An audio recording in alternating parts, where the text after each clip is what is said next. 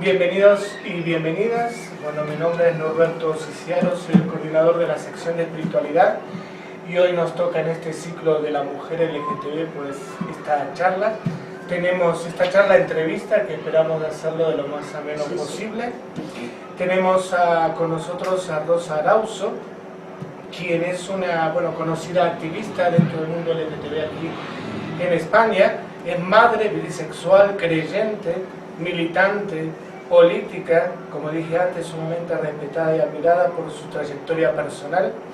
Intentaremos hacer un recorrido en su bagaje de vida, ¿no? Que ha involucrado no solamente diferentes etapas de España, sino diferentes etapas también de la realidad LGTB. Ajá. Entonces vamos a empezar por el principio. Sí, obviamente, bien. Como le hemos invitado a la sección de espiritualidad, sí. Yo voy a comenzar con una connotación espiritual. Entonces, naciste un 18 de febrero, que es el día de Santa Bernardita Subirú. Sí, efectivamente. Que es la vidente de Nuestra Señora de Lourdes. Efectivamente, sí. Yo fui un milagro, exactamente. No, lo digo con todo respeto, sí, pero es muy curioso. Muy, no sé, como que ya vienes de alguna manera protegida, ¿eh? Porque la Bernardita era un cielo, ¿sabes? Luego ya me enteré yo de cosas. ¿Dónde es que has nacido? Porque no me quedó claro. Yo nací aquí en Madrid, en el barrio de La Guindalera, que está situado entre la calle Cartagena y la calle de Azcón. Una zona que en aquel tiempo era muy famosa porque tenía muchas huertas y la gente iba allí a recoger fruta y había un canalillo que se llamaba así, el canalillo de Isabel II. Fue en la calle de Marqués de Ahumada y ahora esa zona pues estaba justo al borde casi de lo que se llama actualmente el Parque de las Avenidas, donde curiosamente después de 50 y tantos años yo he ido a trabajar al Parque de las Avenidas y he acabado mi vida laboral en ese Parque de las Avenidas. Es decir, que mi ciclo es empezar en Marqués de Ahumada y terminar en Marqués de Ahumada. Bueno, no Marqués de Ahumada, pero al lado, en el Parque de las Avenidas. ¿En qué año has nacido? Yo nací el 18 de febrero de 1945, que también tiene una connotación buena, porque la gente que nacimos en el 45, de alguna forma, fuimos los que trajimos un poco, entre comillas, la paz a la Segunda Guerra Mundial, que terminó de la manera tan desastrosa como terminó con la bomba atómica en Hiroshima, y fue el conflicto. Bueno, en un escrito que me enviaste me comentabas que habías estado mucho en contacto con la iglesia, porque has trabajado en los talleres parroquiales, estudiaste asistencia social. Sí. Yo desde pequeñita, la cuestión es que mi madre muere cuando yo tengo 3 años y medio. Muere, lo quiero recalcar, por un aborto provocado en casa, en la cocina de la casa. Ella era portera del edificio donde vivíamos nosotros, estaba viuda y a los 3 años y medio, cuando muere mi madre, a mí me adopta, entre comillas, una familia que no tenía hijos, que son mis padres. Yo tengo 2 padres, o sea, doble padres, ¿no? Que vivían en Ventas. Él era agente de policía secreta y eran de Valladolid. Y curiosamente, yo recuerdo con mucho, todas estas cosas las recuerdo mucho porque a mí me llevaron a enterrar a mi madre al cementerio del Este, vestida de negro, con 3 años y medio, porque nosotros veníamos de un pueblo del Alto Tajo, en la zona de Guadalajara, el partido de Cifuentes, que se llama Solanillos del Extremo. Mis abuelos eran cabreros y panaderos. Y siempre se llevaron muy bien las 2 familias. O sea, como mi padre fue muy generoso en ese sentido, ¿no? No dijo, bueno, Nosotros, la niña Rosita se viene con nosotros porque ustedes lo quieren, mis abuelos, etcétera, pero no perdemos el contacto con la familia natural, ¿no? Y yo eso se lo he agradecido a mi padre toda la vida. Yo he tenido siempre contacto con mis tías, con mi hermano. Tengo un hermano de madre solo, porque era el hijo primero que había tenido mi madre, que luego había enviudado y tal, ¿no? Y claro, cuando yo vengo a vivir a Ventas, que ahora vuelvo a vivir en Ventas, estoy en la Elipa, ¿no? Es que todo es muy curioso. Tuve la oportunidad de poder estar en un colegio que se llamaba Cruzados de la Enseñanza, que llevaba un patronato de personas relevantes en el país, como era, por ejemplo, el padre de Julio Iglesias, que ya sabéis que era un famoso ginecólogo y una bellísima persona, esa es la verdad, junto con otras personas.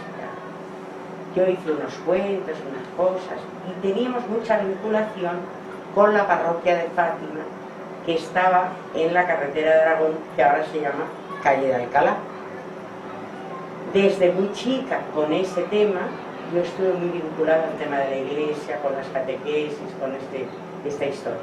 Mi papá le da una embolia con 12 años y yo tengo que dejar el colegio para ayudar a mi madre, en fin, porque mi madre se cargó todo el tema.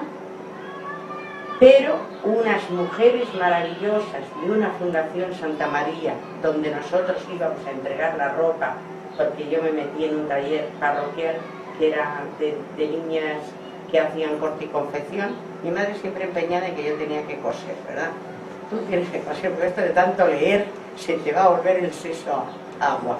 Pero en fin, bueno, y yo lo que hacía era que cosía poco porque iba yo a entregar la ropa, porque las chicas tenían un poco de pudor de salir con la caja. Había una caja negra que llevaba con la ropa y a mí lo que me encantaba era estar en la calle, total, que me dejaran a mí llevar la historia a donde fuera y todo eso.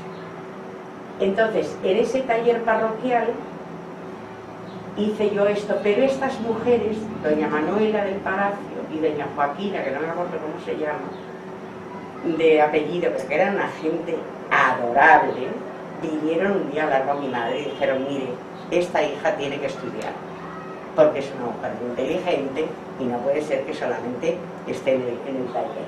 Entonces nosotros le vamos a pagar el bachillerato. En aquel tiempo se había hecho en unos barracones muy bonitos que había en la zona de Quintana, la sección filial del Beatriz Galindo, con uno de estos, ¿cómo se llama? Era el primer bachillerato profesional para mujeres que se hacía de electrónica. Claro, mi madre, aquella de la electrónica, le sonaba a chino básico, vamos, por Dios, esto era de hombres y tal, y ella con su cosa de que yo fuera o modista o maestra. Entonces yo hice el bachillerato nocturno, salía del taller, me iba, y cuando mi padre, que era lo que yo estaba contando, se pone con la embolia, etcétera, tiene que dejar de trabajar a través de unas ayudas que le dan en la policía, nos dan una casa en Manoteras, que está en el barrio del Pinar de Chamartín, y ahí yo iba todas las noches a mi casa y venía, claro, lógicamente, a trabajar y a estudiar. Iba luego me acuerdo con mucho cariño del tranvía que iba por la ciudad lineal, y en una parte que se llama El Pico daba la vuelta y yo tenía que bajar ahí, ir por la carretera que van los cuarteles de Marina, donde yo los domingos iba a oír misa y cantábamos la Salve Marinera, que es una maravilla, ¿verdad? Y todo esto formaba parte de mi vida, etcétera, con mis amigas y allí en el barrio. Estuve en la Acción Católica desde muy pequeña también, fui abanderada de la Acción Católica, o sea, todas estas cosas a mi madre le parecían una cosa, bueno, esta hija es que se mete en todo, ¿verdad? Porque ella no es que estuviera en contra, pero para nada, era también creyente y bien, ¿no? Pero no eran gente de estar en la iglesia, no sé cómo decir, tenían sus cosas. Entonces le hacía mucha gracia todo esto, la Rosita, por eso, perdón. La Rosita. Sí. Entonces, estas son las bases, digamos, de tu espiritualidad. Comenzaste este claro, contacto yo y empiezo empezaste con a crecer. esto y empiezo a tener la gran suerte de estar con una gente maravillosa dentro de la Acción Católica Española. Había una gente de mucho nivel, a la cual yo tengo mucho cariño y mucha gratitud. Me tocaron unos años muy importantes en ese sentido, quiero decir, ya cuando yo voy creciendo y llega el Concilio Vaticano II y ya tengo 16 años con el concilio, etc., me encuentro con una realidad, con gente creyente pero muy avanzada, o sea, muy profundamente espiritual y muy comprometida evangélicamente con la gente, ¿no? Entonces, bueno, hoy ocurrió aquello, qué bien, ¿no? Qué bien. Yo recuerdo que desgraciadamente después del concilio, que vino el entonces conciliario de Acción Católica, era el obispo de Cuenca, pues yo creo que el hombre un poco disgustado, ¿verdad? Y bueno, hubo una catombe bastante fuerte, más de 100 digamos, responsables nacionales o diocesanos dividieron, hubo un cambio muy profundo y nos fuimos viendo cada uno por nuestro lado, pero siempre hubo grupos que quedaban ahí trabajando. O sea que yo siempre, si hay algo que me ha ayudado a vivir, es mi fe en Jesús de Nazaret, indiscutiblemente. Y me sigue ayudando. Y estamos en un ciclo que es sobre la mujer LGTB, ¿no? Toda esta serie de actividades que se están realizando en la biblioteca dan vuelta con respecto a la mujer LGTB. Pero tú te casaste a los 21 años. Yo me casé a los 21 años, sí. Me casé a los 21 años, profundamente enamorada de un hombre maravilloso que yo había conocido estando en estos... bueno, porque cuando yo salgo de mi bachillerato, entro a trabajar como profesora de pequeños, de párvulos, en un colegio que había pirata, por decirlo de alguna manera. A ver, en el Pinar del Rey, que eran unas casas nuevas, pues una gente que ellos tenían la titulación de maestros, un matrimonio, montaron en una casa, en un edificio, en una planta baja, un colegio. Pues para niños pequeños, una parte de párvulos, otra parte de primaria, etcétera. Y a mí me habían conocido en este bachillerato elemental que yo había hecho en la noche y me pidieron: Rosita, ¿te querrías venir tú a hacer lo de los niños? Y yo me fui con lo de los niños. Yo empecé con 2 niños, acabé con 41, o sea que, bueno, maravilloso, ¿verdad? Porque sí que el tema de la enseñanza, también el de comunicar, el de hablar o el de ayudar, me ha salido a mí muy espontáneamente siempre, ¿sabes? Entonces, bueno, pues estuve con esta gente, luego haciéndolo de asistente social, que ya por fin mi madre se tuvo que rendir a la evidencia de que yo no iba a ser modista y que yo no iba a estudiar para maestra, que yo lo que iba a hacer era lo de asistente social, y ahí en las monjas de la caridad que había en Eduardo Dato empezamos la carrera, y luego me echaron de la escuela porque habíamos hecho una representación de García Lorca en el Parque Móvil, y la señora que era directora, que era muy maja, Sor Montserrat, me dijo: Rosa, usted de verdad tiene que estudiar para abogada. Estas cosas de la asistencia social no le van para nada y no le vamos a poder dar las horas de prácticas, porque claro, ustedes se nos han revelado. ¿Cómo se le ocurre a usted montar una cosa de García Lorca? Digo, pues mire usted, que además era la casa de Bernarda Alba, que no es que fuera una cosa horrorosa, ¿verdad usted? En fin, pues estábamos que, bueno, total, que otras 2 o 3 compañeras, mira, nos vamos a ir a Hermandades del Trabajo, y allá que nos fuimos a Hermandades del Trabajo. Y entonces, con una de esas compañeras, vuelvo yo a la Acción Católica a trabajar de secretaria en una fundación que se llamaba Centros de Cultura Popular y Promoción de la Mujer, que era un cierto paralelismo a lo que era la sección femenina en aquel tiempo, pero con otra visión, ¿no? La formación integral de las mujeres populares a nivel de barrio y a nivel rural, establecido por diócesis y con cursos que nosotros hacíamos aquí en la carretera de Burgos, donde estaban las monjas adoratrices, ¿no? Hay unas que están en Torija, no me puedo acordar yo ahora en este momento, pero eran gente muy maja, luego me acordaré. Y todos los años hacíamos 2 cursos de instructoras, que llamábamos, para preparar a las mujeres que venían y todo esto, y estaba ahí. ¿Y te casaste? Ahí conozco yo a este hombre maravilloso. Te casaste Porque a los hacemos, 21. claro, hacemos un cursito, él había venido de Brasil, se iba para ¿cómo se llama?, para Australia, pero me conocía a mí y ya no se fue a Australia. Wow. Y entonces nos casamos con 21 años. Mi madre, nos casamos, desgraciadamente mi padre ya no me pudo ver porque murió el 18 de enero del 1966 y yo me casé el día de la Virgen de Montserrat, el 27 de abril, porque él era de origen catalán y yo quise elegir ese día para casarnos.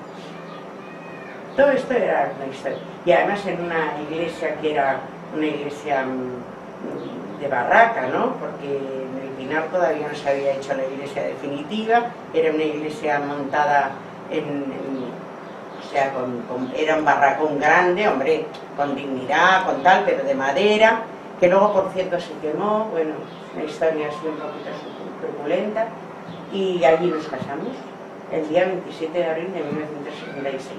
Claro, no se pudo hacer la gran boda que mi padre quería, porque mi padre había muerto en enero y yo me casé en abril, mi madre no quería que me casara. Yo le dije, mamá, lo siento mucho, pero yo me voy a casar. Y además seguro que papá estará encantado. ¿Cómo va a estar encantado? Claro, la pobre, era un lío de concepción diferente, pero se hizo así. En el momento que te casaste, o sea, porque después vamos a terminar con una historia lésbica, ¿no? O sea, Sí, una no, claro, relación claro. lésbica que has tenido. ¿Tenías algún tipo de conflicto? ¿Te casaste enamorada? No, yo me casé enamorada. Yo he sido una persona con una mente muy, muy amplia siempre. A ver, me voy a explicar. Para mí el tema de la expresión, de la sexualidad, de la vivencia afectiva, desde el punto de vista de la sexualidad, la he vivido siempre con mucha libertad.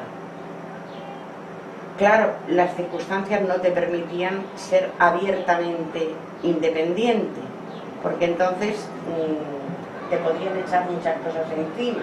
Me refiero al mundo heterosexual. Yo todavía no estaba en el mundo lésbico.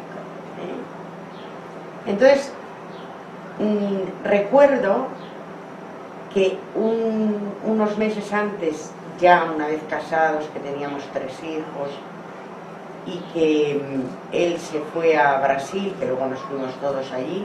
No, 3 hijos no, ya teníamos 5 hijos. Nos faltaba, habíamos tenido 6 en total, pero el primero murió por una cardiopatía congénita con la que le ocurrió a nuestra amiga Carmen Chacó. Y murió pequeñito, de 2 meses y medio. Yo recuerdo que fuimos a ver en Manuel, que es una película preciosa, que la hacía una mujer extraordinariamente bella, que se llamaba Sylvie Kristen, y que, dadas las circunstancias de aquel momento en España, esa película, estábamos en plena dictadura franquista, no se podía ver en España, y la gente se iba a Perpiñán a ver la película. Pero cuando ya vino la democracia, etcétera, y trajeron al Emmanuel, antes de irse Sergio a su trabajo de Brasil y tal, nos reunimos con unos amigos a cenar y fuimos a ver la película. Y yo, curiosamente, salí muy impresionada de la película. Es una película con mucho erotismo y con mucha historia y tal, pero a mí lo que me había llamado mucho la atención era la relación de 2 mujeres, una más mayor y otra más joven, rubias, alemanas, y yo lo comenté, dije, qué cosa más maja y qué bien. Bueno, no me llovieron los platos por encima de la cabeza, de milagro. Habíamos ido a un restaurante que hay cerca del cine de la Gran Vía, y en el Cine Azul la vimos, me acuerdo que ahora ya no existe, y nos habíamos ido a un restaurante que se llamaba el Tatabasco. Estábamos tomando ceviche, me acuerdo perfectamente. Claro, mi pobre marido se quedó con los ojos como platos. Pero ¿cómo dices eso, Rosa? Y yo digo, no, mira qué bien, o sea, bueno, y aquí quedó, dice, no, ya está, punto y se acabó. Yo tengo que decir que tuve un confesor espiritual, un director espiritual durante muchos años, que coincidió con una amiga mía, que había sido religiosa, pero había tenido que salir del convento por razones de que se habían enamorado dos monjas, y esta tuvo que irse. Y yo tuve alguna relación con ella cuando era yo más pequeña. Estaba yo entonces en el taller de corte y confección, pues con 14, 15 años. Alguna relación tuve con ella de tipo amoroso, de tipo cariñoso, pero yo lo entendía más bien como pobre la Conchita que está todo el día llorando y todo, pues la voy a consolar. Pero bueno, no sé cómo. Y claro, yo se lo contaba al otro y el otro se rasgaba las vestiduras, era una bellísima persona, ¿no? Juan Miguel, una bellísima. Y siempre me decía, Rosita, te tienes que casar, es que tú lo que necesitas es casarte, porque toda esta cosa que tú tienes... No, y por favor, yo te pido que no te juntes con Conchita más, porque es que la llevas a la perdición. Es decir, que la Conchita, que me llevaba a mí 15 años, como siempre yo era la culpable de provocar a los otros, en este caso a la otra, en la historia del no sé. Bueno, pues yo he vivido toda mi vida pidiendo perdón al Señor, pero sabiendo que el Señor me perdonaba, que me amaba, que me quería. No sé cómo decirte, pues tira para adelante, ¿entiendes? Entonces, cuando yo después encuentro por primera vez a una mujer en mi vida de verdad, yo recuerdo esto y digo, hostia, era esto, que a mí me pasaba esto y yo no era capaz, no lo vi nunca. O sea, claro, cuando a mí me dicen, usted salió del armario, yo es que no he estado nunca en el armario, no, claro, quiero decir, no he vivido lo que ha significado para muchos compañeros y compañeras el vivir, el tener necesidad de vivir en el silencio más absoluto y oculto y debajo de la mesa y que nadie te diga y que nadie lo sepa porque te echan un trabajo, porque, ¿entiendes? O sea, ha sido en esa línea que me ha tocado a mí vivir muy diferente. Entonces yo lo comprendo que es así. Pero todo esto lo cuento porque me parece que es muy revelador para mí, en el sentido de que pasados muchos años yo he llegado a la conclusión de, entonces yo, es verdad que tengo una parte lesbiana y una parte heterosexual, por lo tanto yo soy una mujer bisexual, que en este momento estoy en la consagración. A ver, quiero decir, lo que yo llamo el tercio de libre disposición, ¿verdad? No se sabe. Que es que ya han pasado tantas cosas, ahora te dedicas a trabajar con los demás, a estar juntos en cosas de otra manera, pero bueno, eso ya vendrá en ese sentido. ¿Qué pasa cuando yo me separo de mi marido? Yo di ese paso en Brasil porque llegué a la conclusión personal de que él ni era feliz conmigo, ni yo lo era tampoco. Yo no quería repetir lo que había visto hasta la saciedad de, bueno, no pasa nada, aquí estamos juntos, tú llevas la vida como te da la gana, yo también, nadie lo sabe, tal, no sé qué, no sé cuántos. Yo le hice la oferta incluso de decirle, bueno, vivimos juntos pero cada uno por su lado. Claro, él lógicamente me dijo no, y lo entiendo perfectamente. Entonces nos dimos como un año para saber qué pasaba. Yo me vine con los hijos a Madrid, tenía la espalda arropada porque mi madre adoraba a mis hijos, y entonces yo, claro, entre que yo tenía una estabilidad económica por parte de él, debido a que él tenía un ingreso en Brasil por parte del ministerio y otro ingreso en España, que era el que yo me quedaba para los hijos y para mí, pues todo era, no sé, como, bueno, pues yo quería volver, estábamos en la democracia, yo había perdido todo el tema primero de la transición y tal. Es más, yo vine a votar porque nos pagaban en la embajada el voto. El voto, quiero decir, la opción de poder venir a votar, la Constitución. Y tenías que ir a votar porque te tenían que dar un papelito que justificara que habías votado, claro. Entonces yo fui, voté, me dieron el papelito, vi a mi mamá, vi a mis amigos, vi a mi gente, porque yo había estado metida en toda la lucha antifranquista de todos los colores que te puedas imaginar.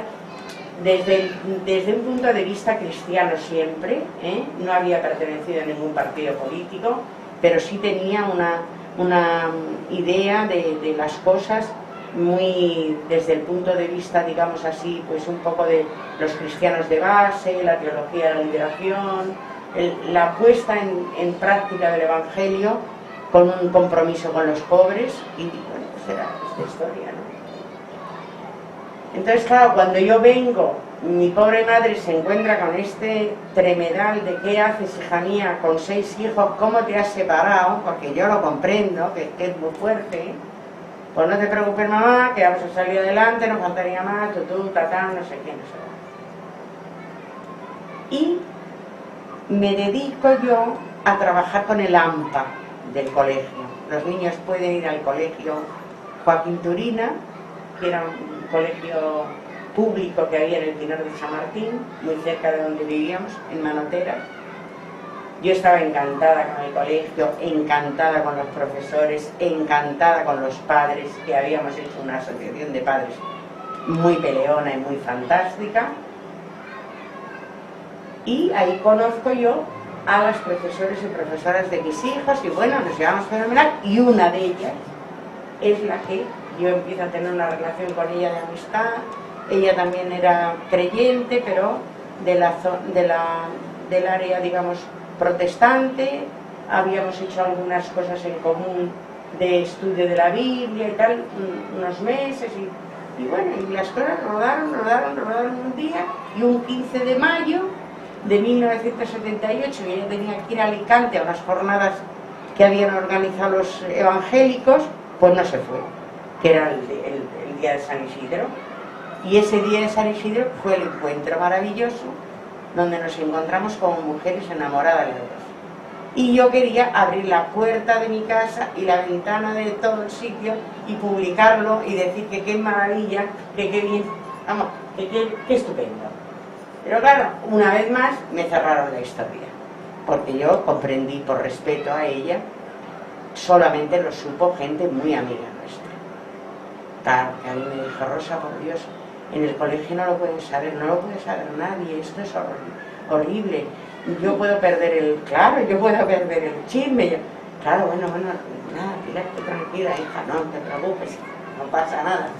Pero claro, yo decía, qué barbaridad, ¿no? Esto, sí, qué barbaridad. Bueno, nada. Bueno, yo ya te he escuchado y te he hecho ya una entrevista para nuestro proyecto de creyentes LGTB, de COBA. Y algo que me gusta muchísimo escucharte es con cuál libertad, a pesar de ser creyente, ¿no? Porque el concepto de ser creyente es como que el creer está peleado con la sexualidad, ¿no? Y yo veo muchísimo, más siendo como coordinador de la sección, donde nos hacen consultas y más, que la gente dice, o eres una cosa o eres la otra, ¿no? Y hay mucha división interna, ¿no? O sea, creer en Dios y de repente tener una sexualidad diversa. O tener directamente una sexualidad. Y me encanta escucharte porque yo lo he vivido exactamente igual, con una total libertad. Si hubo algún tipo de coacción, es por este tipo de coacción, o por respeto a otros, o por de repente, bueno, porque la sociedad no estaba preparada para una vivencia así. ¿Sí? Pero te das cuenta de que dentro del mundo creyente LGTB no es la experiencia más usual.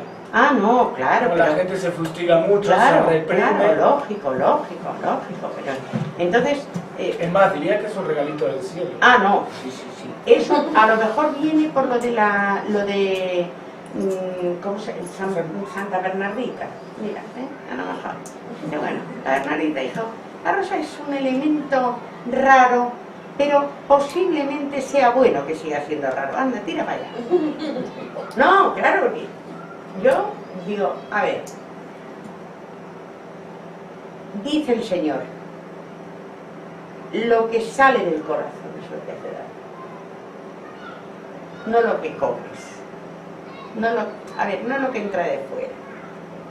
Entonces, claro que hay una interpretación de las cosas que yo indiscutiblemente respeto, pero a lo mejor no concuerda. En un momento determinado yo tuve la oportunidad de pertenecer a una maravillosa comunidad cristiana que todavía sigue existiendo y ojalá que Dios lo permita que exista durante muchísimos años. Y claro, cuando un día una de las compañeras de la comunidad me dio en una revista con mis dos hijas, porque yo tengo una hija lesbiana y una hija transexual, nos hicieron una entrevista en la revista Cosmopolitan. Y claro, aquella mujer que lee la revista y viene al cura que lleva a la comunidad y dice: "Hombre, pero la Rosa habla de la maternidad, del lesbianismo, de todo. No puedes". Yo lo comprendo, es muy complicado. A ver, entiéndeme, que todo se puede llegar a entender, pero hay que hablarlo y hay que acogerlo con cariño y tal. Y entonces, claro, me vinieron a dar el toque. Y dije: "Mira, tranquilos, no os preocupéis. Yo vendré a celebrar la Eucaristía con vosotros de vez en cuando. No voy a estar en la comunidad, comprendo que no puedo. A ver, yo no voy a ser piedra de escándalo por razones que no entiendo, pero ya buscaré otro sitio, ya lo haré.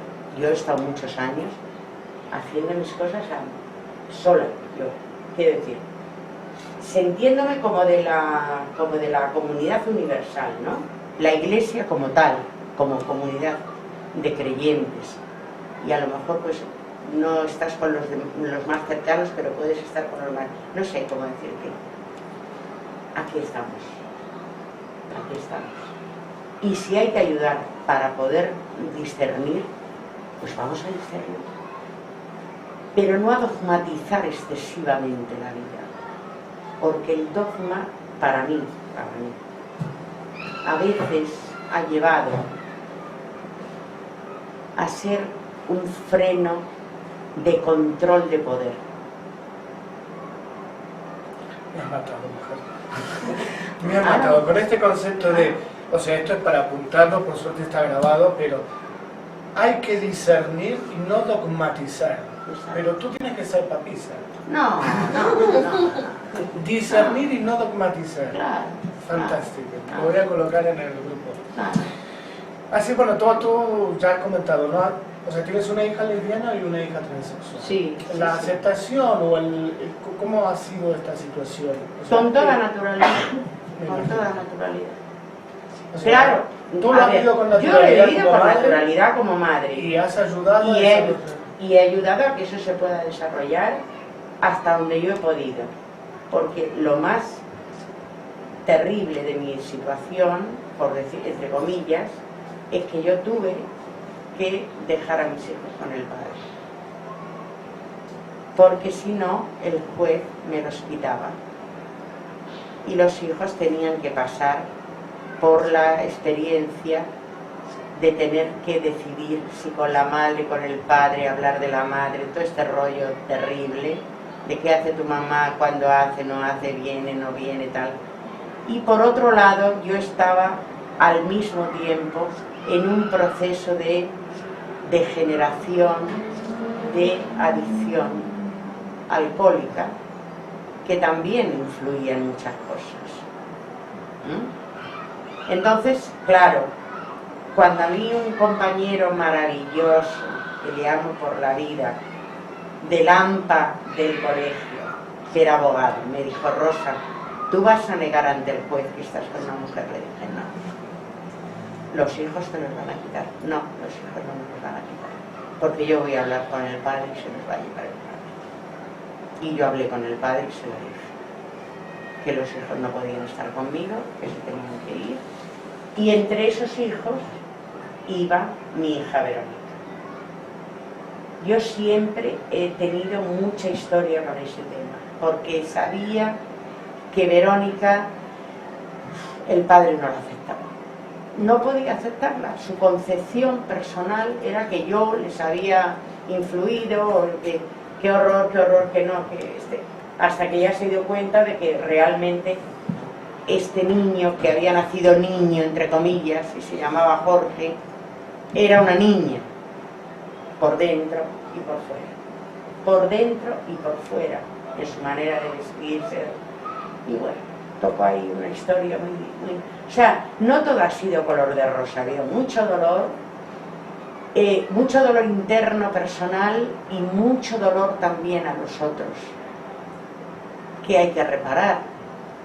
Claro, porque las cosas, quiero decir, la manera de reparar a los demás es repararte tú también, ¿no? O sea, de alguna manera hacer una transformación con la ayuda de Dios y con la ayuda de las personas humanas que te van poniendo, para que tú salgas de una situación que es una situación de muerte y no de vida. Y me estoy refiriendo a la adicción en ese momento.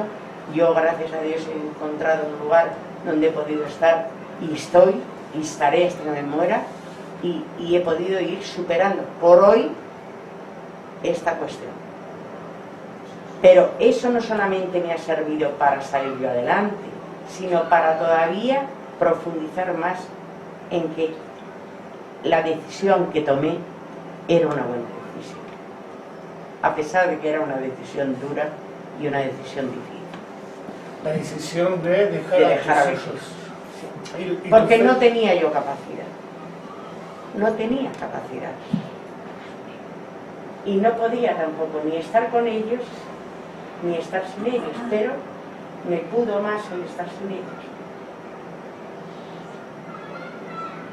¿Y tu fe te ha ayudado porque bueno, has tomado más decisiones también sí, fuertes claro. en tu vida? ¿Te ha ayudado tu fe a sobrellevar esto? Ah, sí, totalmente. Y tengo que... yo estoy en proceso de conversión permanente. No se puede estar de otra manera, ¿no? Porque claro, si hay dos cosas que a mí de alguna forma me pinchan, es la prepotencia y es el egocentrismo. Yo tengo que tener cuidado con ese tema. Tengo que tener mucho cuidado con ese tema. A ver, porque soy una persona muy educada, a mí no se me nota el rollo, ¿sabes? Pero este rollo de yo, fíjate qué maravillosa, porque es que los demás no entienden, pero yo entiendo, es muy negativo. Entonces, o estás otra vez más en ese espíritu de discernimiento del que habla Ignacio de Loyola, yo soy muy del estilo jesuita, ¿entiendes? O si no, te vas a la porra, ¿entiendes?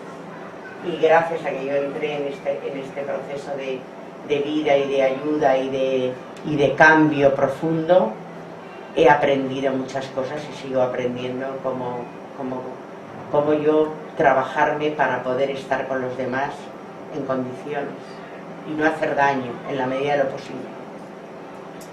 En mi experiencia como creyente LGTB, bueno, cuando me hacen entrevistas o también en las relaciones interpersonales me preguntan, bueno, o sea, ¿qué es lo que le aporta la fe? Y yo, a pesar de hacer muchas cosas y de repente, bueno, contar solamente, bueno, la mayoría de las veces lo único que hago es contar mi propia experiencia, y me preguntan cómo es que haces tantas cosas, además yo siempre digo, bueno, que tiene que ver con, yo me apoyo en mi fe. Yo agradezco muchísimo a Dios, a la existencia, a la fuente o el nombre que se le quiera poner, porque considero que la fe es una herramienta para poder vivir. O sea, estoy muy agradecido por la experiencia de vida, la vida es muy positiva, es muy linda, pero la vida a veces es un coñazo muy grande. Y hay mucha gente que en estos coñazos, en esta parte cuando se encuentra con el coñazo, pues se va a pique.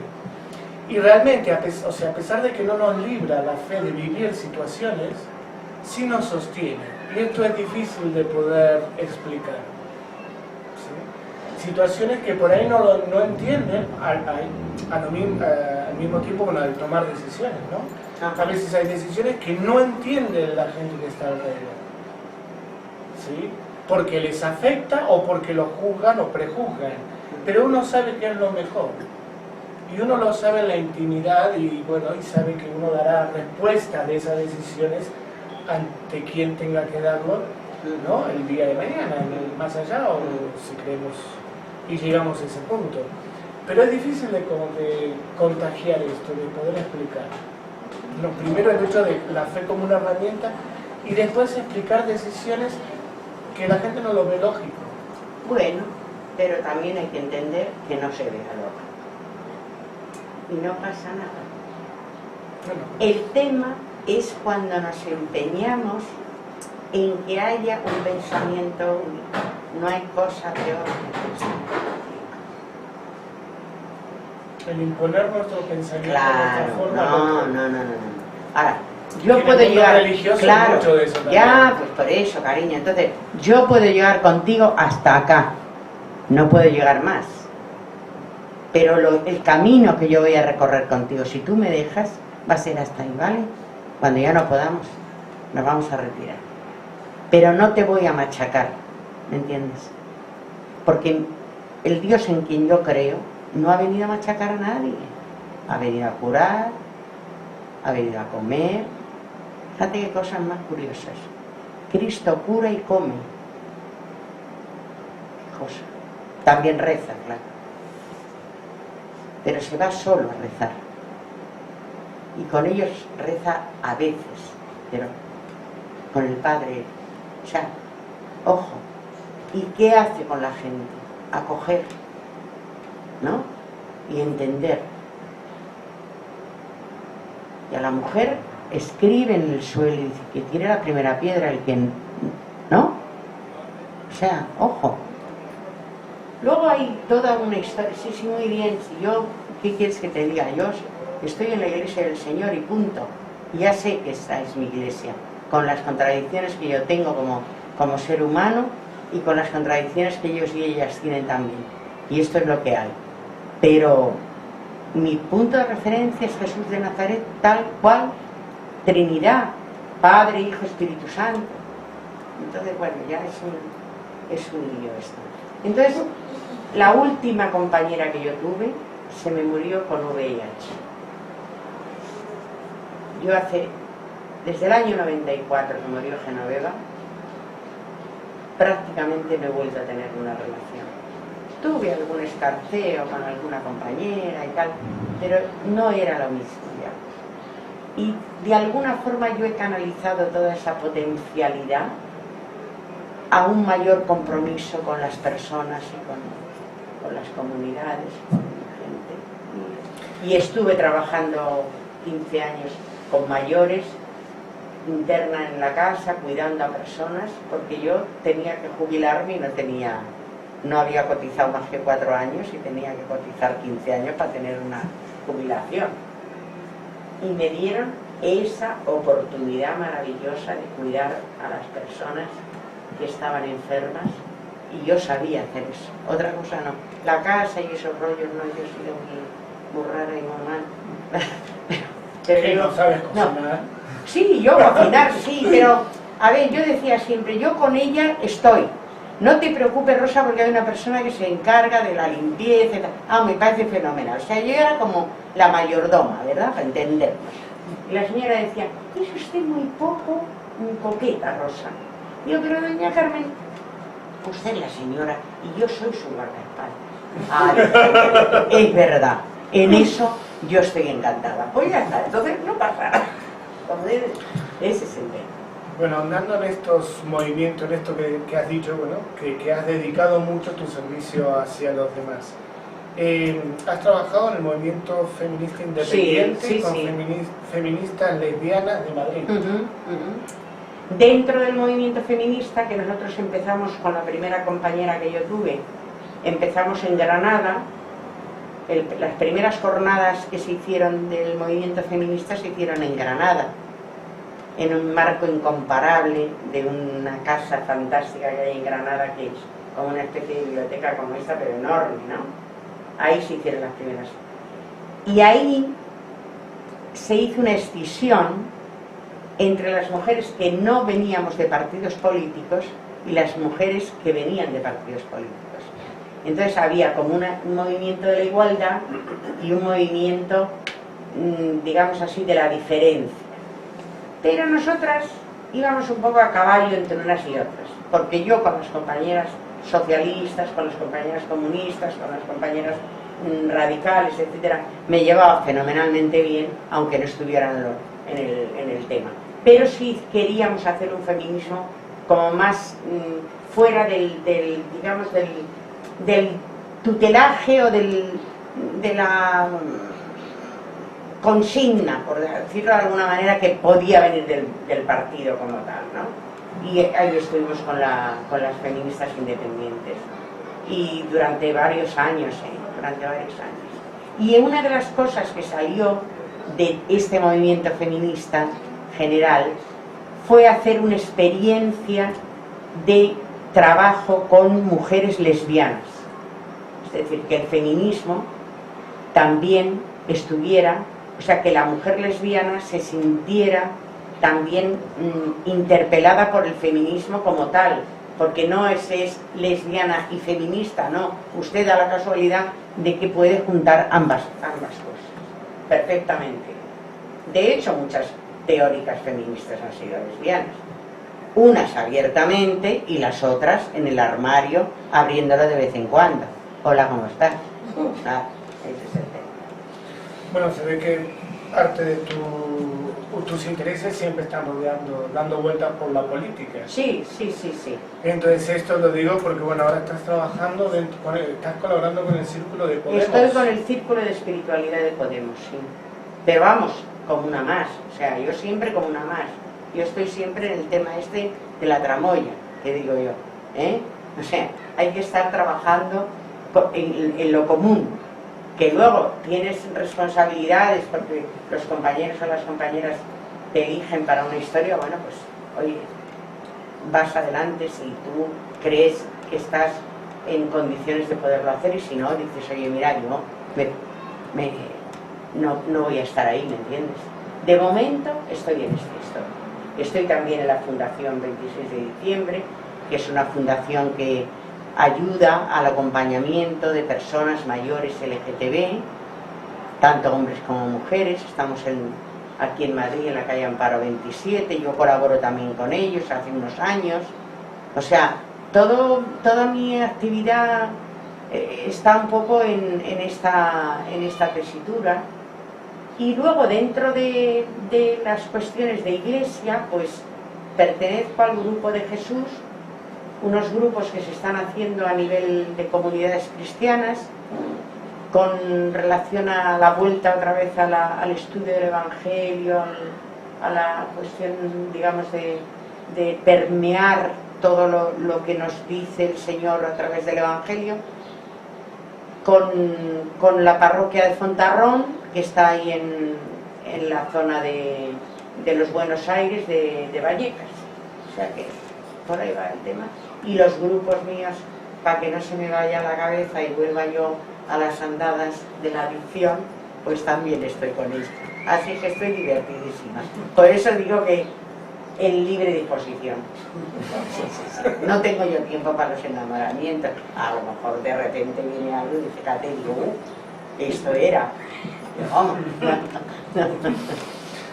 Una pregunta, porque también lo he sacado de un escrito que me enviaste. ¿Podríamos decir que respeto, igualdad y fraternidad son tres pilares en los que se apoya tu espiritualidad y tu experiencia humana? Sí, totalmente.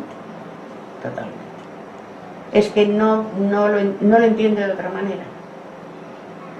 Pero de verdad os lo digo, o sea, es que, claro, ¿cómo hacemos una convivencia desde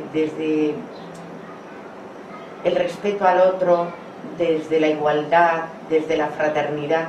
Pues tiene que ser así, para ser una convivencia viva y una convivencia armoniosa y que realmente responda a todo este rollo terrible que tenemos de guerras, de odios. ¿De dónde vamos con este poder infecto que nos atraviesa? O sea, ¿no? Claro, no quiere decir que lo puedas llevar a cabo siempre. Por eso ahí El respeto, pues cuando yo soy prepotente, voy a tener mucho respeto, para darme 2 bofetadas en la cabeza, ¿me entiendes? 2 collejillas, vamos a comer. Claro, quiero decir, hay como un frontispicio de esto es lo que, donde yo reduzco, esto es respeto, igualdad y fraternidad. Que es la manera de decir de alguna manera tricolor, ¿verdad? Por dónde van mis inquietudes también de institucionalización, pero bueno, respeto lo que hay de momento, ¿vale? Sí, Y mi última pregunta, porque desde tu fe y desde tu experiencia en el LGTB estás trabajando con la Fundación 26 de diciembre. La sección de espiritualidad también trabaja, hacemos un taller por mes allí, un taller de crecimiento personal, y también tenemos todos los martes yoga, y bueno, eso es lo fijo, y después tenemos otras actividades que vamos proponiendo, ¿no? Creo que es una bendición del cielo la Fundación 26 de diciembre, porque realmente a los mayores LGTB siempre se lo ha dejado por ahí aparte, ¿no? Y a pesar de que a todos los mayores se les deja aparte, digamos que por ahí a los LGTB, como ya venimos apartados de antes, claro, desde la juventud, esas últimas etapas son por ahí más duras. Y yo lo veo mucho en gente que tiene una cierta edad, que está alrededor mío y que vive muchísimo la soledad, vive muchísimo el abandono que se ha sentido siempre, porque ya, bueno, no tiene la cuestión física, ya no le da ni siquiera para hacer una transacción sexual, ¿no? O ofrecer el cuerpo en cambio de unos abrazos y demás. Entonces, bueno, es una situación, es una realidad que por suerte tenemos la Fundación 26 de diciembre en Barcelona, la Fundación El Diac. Y tú como LGTB, ¿no? Y también como creyente, ¿cómo estás afrontando, cómo estás viviendo este paso hacia la vejez, ¿no? Estas cosas. Yo me estoy preparando. No, a ver, quiero decir, yo siempre digo, yo estoy de salida, es verdad, cuando Dios quiera, como Dios quiera, ¿no? Pero también te tienes que preparar en la medida en que puedes. Entonces, ¿qué mejor preparación que estar con otras personas para poder hacer juntos aquello que no pudiste hacer cuando eras más joven? Por ejemplo, conversar, menos historias de estas de que yo también tengo el móvil y esas cosas, ¿verdad?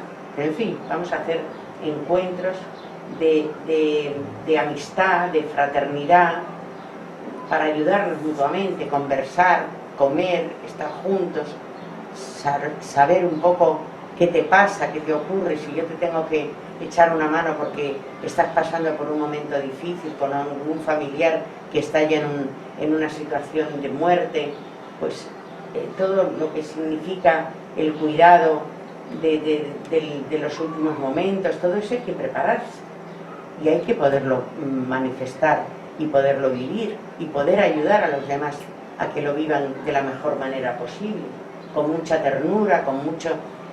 Y también un poco salir del enredo que supone sexualizar en extremo. A ver, yo voy a tratar de explicarme. O sea, el amor es mucho más allá que la sexualidad, pero sin sexualidad no se puede hacer mucho más allá del amor. Entonces, aprender también, a pesar de, a limpiar toda esa historia que hemos tenido de miedo, de, no sé cómo decirte, de, bueno, yo no quiero, yo no hablo, yo no diga, no, suéltese, porque es bueno contar lo que te ha pasado, es bueno contar tus miedos, es bueno, o sea, ir preparando ese camino en conjunto, a mí me parece fenomenal. A veces se ha hecho una frivolización demasiado excesiva de la historia de que, claro, como ya no soy joven, ya no sirvo. No, el tema no es, o sea, hay una manera muy profunda de vivir la homosexualidad que no tiene que ver con la genitalidad, sino tiene que ver con la apertura a lo divino. Fíjate, esto sería para otro rollo más adelante. A lo mejor algún día escribo yo algo sobre eso. Pero yo me estoy preparando para irme. claro. Ahora, cuando estabas diciendo esto, yo creo que algo que hay que rescatar, no hay que meterse tanto en los WhatsApp, hay que volver a rescatar lo que es la conversación directa, y creo que hay que volver a rescatar el hecho de escuchar a las personas que han tenido otras experiencias, ¿no? o ya han tenido las experiencias. En este sentido, es valorar la sabiduría que tienen los años y dedicar tiempo de escuchar a nuestros mayores. Claro. Lamentablemente en el mundo LGTB no hay mucho registro, aquí por lo menos en España, no hay mucho registro de lo que ha sido la historia. Por eso, a mí, o sea, yo estoy fantástico que se esté grabando, sí, ¿no? sí, Para que esto se suba, porque apenas tengo oportunidad de hacer alguna actividad donde haya personas que ya han vivido determinadas épocas, pues hay que grabarlo y documentar algún punto, porque bueno, no hay mucha cosa escrita, hay mucha cosa dicha, y a pesar de que aparezcamos en todos los medios, no significa que estemos dando demasiada información. La cuestión, y la historia siempre es importante.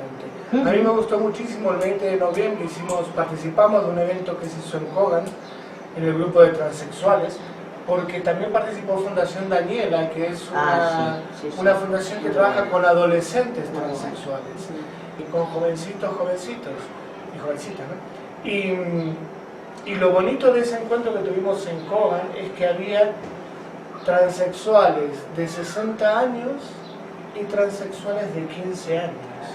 Y algo maravilloso que a mí me encanta escuchar, yo ya cumplí 49, por lo cual me hubiera encantado tener 20 años y que hubiera tantos cambios como él, porque mi vida hubiera sido diferente. Escuchar a los chicos jóvenes que de repente planteaban la necesidad de hacer encuentros con las personas mayores para que cuenten la experiencia como transexuales en sus épocas, para que pueda ayudar a tomar conciencia a los transexuales más jóvenes. Pero esto salía del mismo grupo. Sí. ¿Cómo vivieron? ¿Qué es lo que tuvieron que afrontar? ¿Qué puertas estaban totalmente cerradas? ¿Y por qué tuvieron que vivir como tuvieron que vivir en una determinada época para iluminar y para que aprendan a valorar también a los jóvenes de hoy que de repente tienen todas otras posibilidades? Entonces, yo creo que debemos de volver a esto, a escuchar, ¿no? O sea, de escuchar la experiencia. Ella comienza hablando hoy de sus padres, donde nació en 1945. ¿Sí? Habla de su experiencia, está grabado, algunos hijos tienen contacto, otros no, lo van a poder escuchar. Hay muchas cosas que se pueden dar en la vida, explicaciones muchos años después de haber tomado las decisiones. Y eso hace lo que somos hoy, lo que somos como personas, lo que somos como cultura, lo que somos como país, lo que somos como universo, ¿no? Como humanidad toda. No, y te voy a decir una cosa, yo tengo una experiencia concreta que es con mi hija, Silvia, que está aquí. Cuando yo estuve muchos años viviendo, porque yo dije, no vuelvo a ver a los hijos. Eso es una cosa que se me ha olvidado, pero muy importante. Cuando ellos se van con el padre, yo voy 2 veces a verles a Palos de la Frontera. La segunda vez decido no volver más hasta que no sean mayores, porque me siento yo ofendida de cómo a mí me reciben los hijos. Claro, les habían lavado un poquito el cerebro, ¿verdad? Y yo no era la mamá, era una señora que venía de Madrid. Y dije, ¿cómo? Ahí todo el orgullo, todo el rollo dado, ¿no? Entonces, qué curioso que yo con la única que estuve fue con mi hija Silvia. Pero también estuvimos separadas, Silvia y yo, durante una época muy larga. Entonces, cuando yo ahora nos volvemos a reencontrar, estamos viviendo juntas en este momento, y me acuerdo que le digo yo, Silvia, ¿por qué no vivimos juntas? Mamá, ¿tú crees que vamos a poder? Yo creo que sí, le digo yo. Nos ha costado acoplarnos 1 año y pico, porque no es fácil, ¿sabes? Después de que tú has hecho estas locuras de irte, de impedirte, o sea, ojo, también ahí está el tema, ¿no? Pero vamos caminando por ahí. Y yo estoy muy orgullosa. Acabo de venir ahora de ver a mi hijo, a uno de mis hijos, que hacía 12 años que no le veía. Y a un nieto, de los 5 que tengo, es el primer nieto con el cual tengo contacto.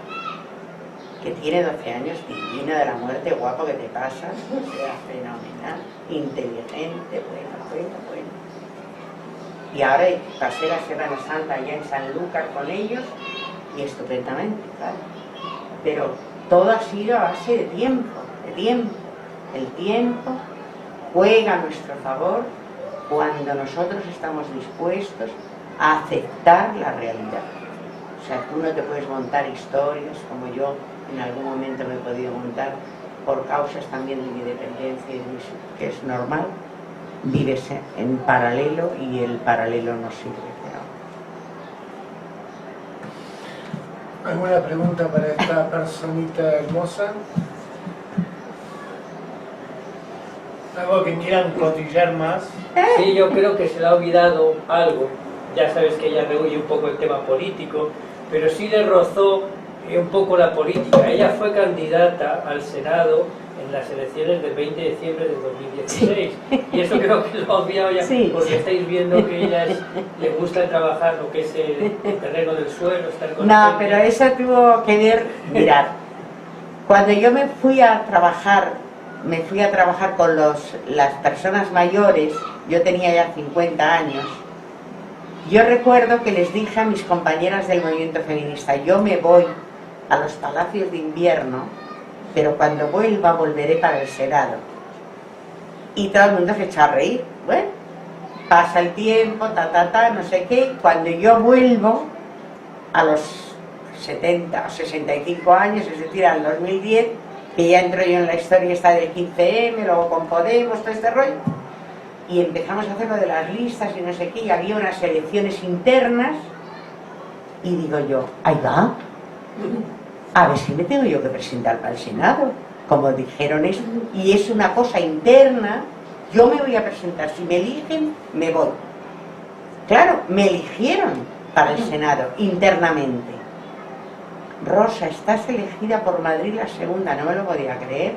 Dije, mira, perdona, a mí no me pueden votar 4.000 y pico personas porque no me conoce tanta gente.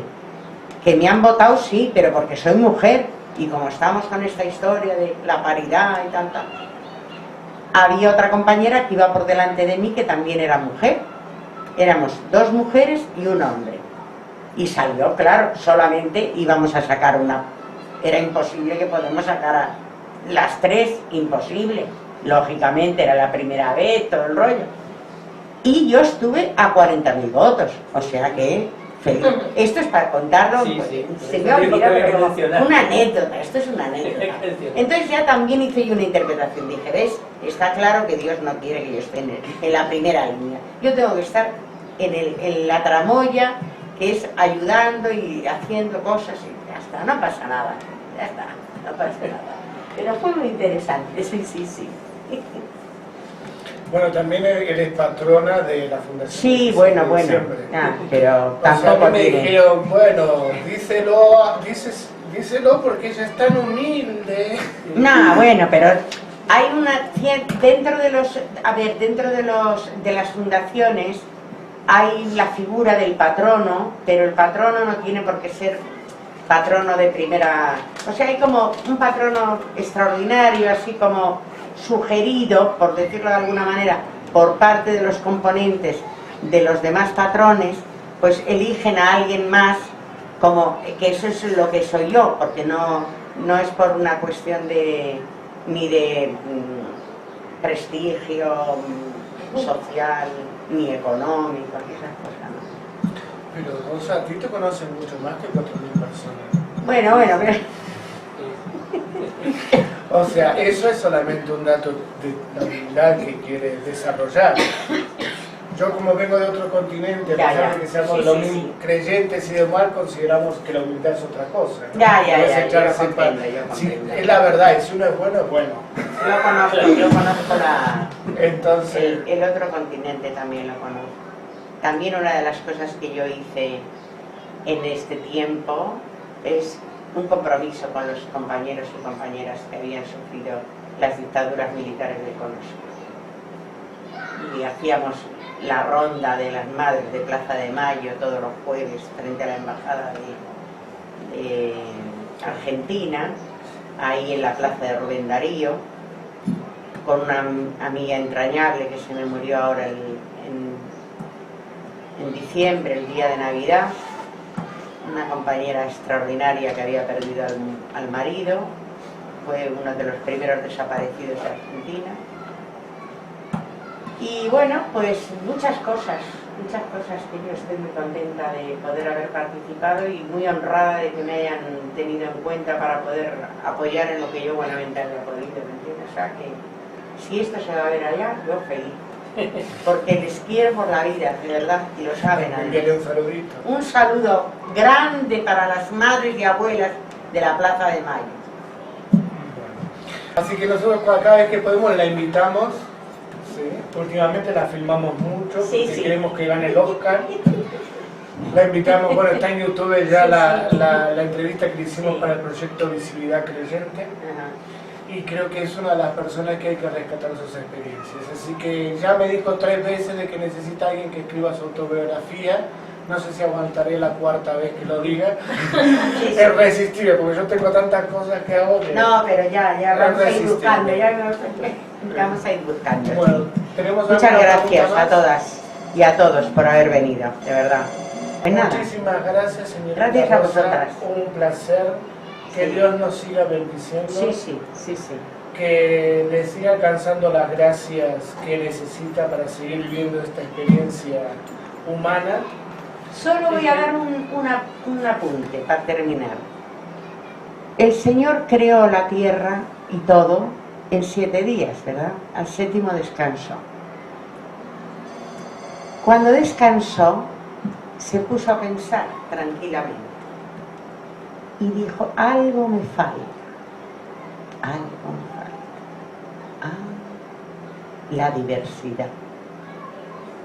Vamos a crear la diversidad, porque también yo soy diverso. Por lo tanto, estamos dentro de la concepción del amor de Dios plenamente desde el principio.